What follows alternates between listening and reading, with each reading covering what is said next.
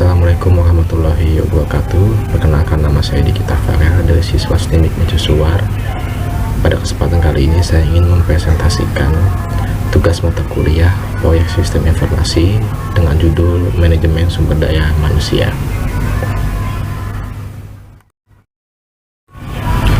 Manajemen sumber daya manusia. Definisi manajemen sumber daya manusia dalam proyek adalah proses mengorganisasikan dan mengelola atau menempatkan orang-orang yang terlibat dalam proyek sehingga orang tersebut dapat dimanfaatkan potensinya secara efektif dan efisien. Sumber daya manusia dalam sebuah proyek diantara lain termasuk sponsor, pelanggan, anggota tim proyek, staf pendukung, supplier, dan lain-lain. Untuk tahapan manajemen sumber daya manusia, di sini ada perencanaan sumber daya manusia, akuisisi tim proyek, membangun tim proyek, dan yang terakhir untuk mengelola tim proyek. Untuk perencanaan sumber daya manusia, tahapan yang perlu direncanakan di antara lain tanggung jawab masing-masing tim, kapan dibutuhkannya oleh tim, identifikasi apakah dibutuhkan training untuk orang tersebut, rencana remunerasi dan reward, cara menilai kinerja seseorang, dan kriteria bagaimana menghentikan seseorang. Untuk perencanaan sumber daya manusia dapat dikatakan juga sebagai proses pembuatan organisasional, chart, staffing management plan, dan RAM. Untuk roles dan responsibilities, informasi yang terkandung di dalamnya adalah peran anggota tim proyek, misalkan programmer, analisis, dan sebagainya.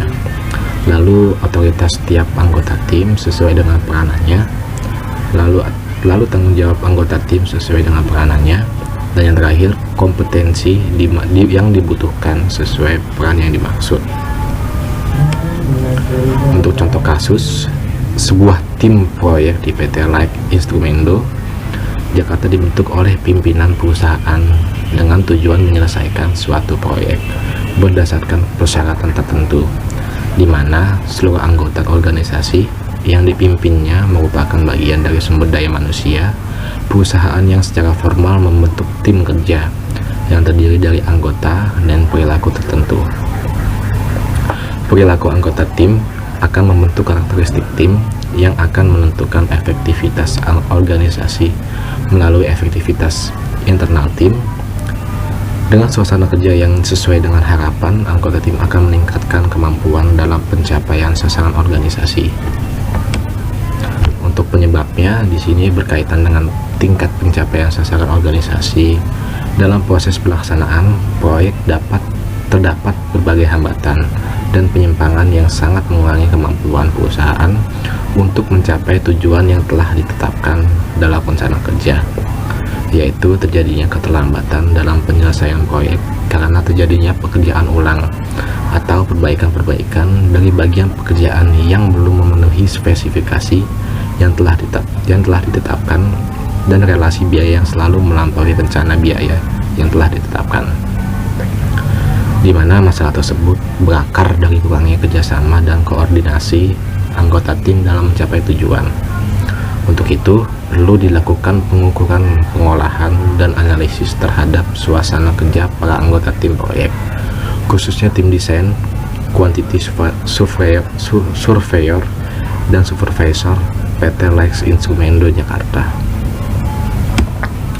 Untuk kondisi saat ini, hasil studi lapangan, pengolahan data, dan analisis menunjukkan bahwa ketidakjelasan tujuan untuk tim dengan volume 1, kurangnya kerjasama antara anggota tim untuk volume 3, kepemimpinan yang kurang baik untuk volume 5, dan kurang saling memberi informasi untuk volume 7 yang membuat faktor dalam menghambat ketiga tim tersebut.